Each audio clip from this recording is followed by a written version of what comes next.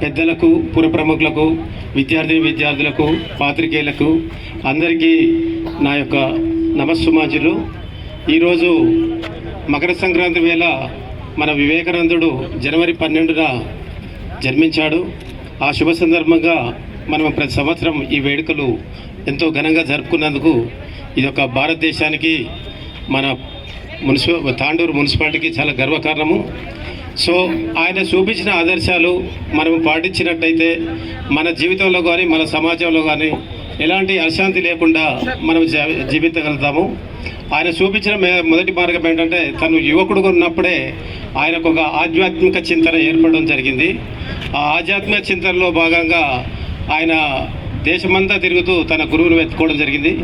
చివరికి ప్రయత్నంలో ఆయన తన గురువు అయినటువంటి రామకృష్ణ పరమహంసను కలుసుకోవడం జరిగింది.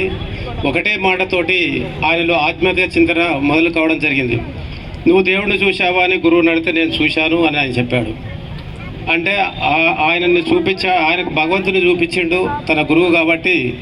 సో మీరు విద్యార్థులందరూ కూడా తమ గురువులకు, మీ అందరికి కూడా ఆ భగవంతుని కానీ మీలో ఉన్న శక్తిని కానీ బయటికి తీసేదంతా కూడా ఈ యొక్క ఉపాధ్యాయ లోకం కాబట్టి, ఈ ఉపాధ్యాయులు కానీ గురువు కానీ ఇద్దరు కానీ సేమ్ కాబట్టి, అక్కడ ఉపాధ్యాయుడైనా ఇక్కడ గురువు గారైనా అక్కడ తల్లిదండ్రులు కూడా ఫస్ట్ గురువులు అంటాము. కాబట్టి అందరికీ మనం గౌరవిస్తూ ఆ సమాజంలో చక్కటి సమాజాన్ని నిర్మించుకోవాలి.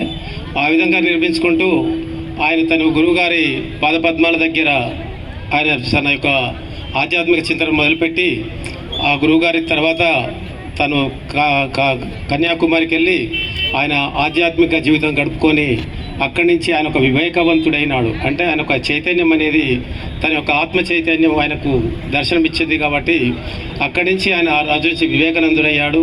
ఆయన భారతదేశం అంతా తిరుగుతూ పేదరికంలో గడుపుతూ తన కుటుంబాన్ని చూపించుకుంటూ ఆయన ప్రపంచ శిఖరాగ్ర సమావేశాలకు ఎంతో కష్ట నష్టాలకు వచ్చి అక్కడ ఎంతో అవమానాలకు భరించి కూడా ఆయన మన యొక్క భారతదేశ ఔన్నత్యాన్ని, గొప్పతనాన్ని, సంస్కృతిని, మన యొక్క కల్చర్ని, హెరిటేజ్ని అన్నిటి కూడా ఆయన ప్రమోట్ చేశాడు. కాబట్టి మనకు ప్రతి సంవత్సరం కూడా భారతదేశంలో ఉన్న ప్రతి పౌరుడు, ప్రతి విద్యార్థి, ప్రతి ఒక్కరు కూడా ఆయనకు జన్మజన్మల రుణపడి ఉంటాము.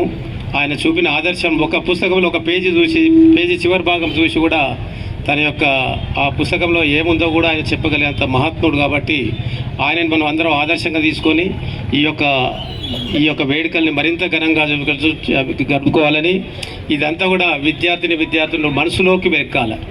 దీని ఎంత బాధ్యత ఎవరంటే గురువులు, తల్లిదండ్రులదే బాధ్యత.